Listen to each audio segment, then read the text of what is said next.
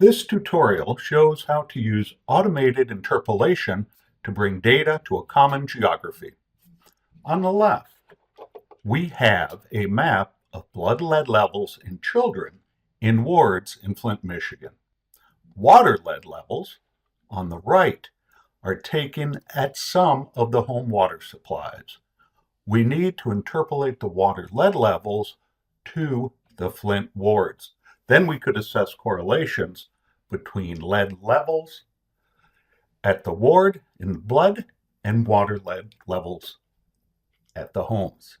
Why not use simple assignment and averaging, as can be done in a GIS? That ignores spatial structure, autocorrelation that is always present and can yield false results. Instead, let's use geostatistical interpolation, a method that accounts for spatial structure. We'll use automated interpolation. We want to interpolate the water lead levels to the wards.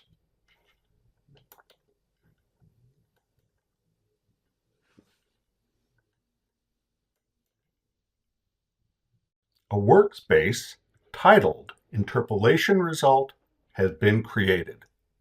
The map in the upper left shows the water lead levels interpolated to the ward level with the original sample data overlaid on top.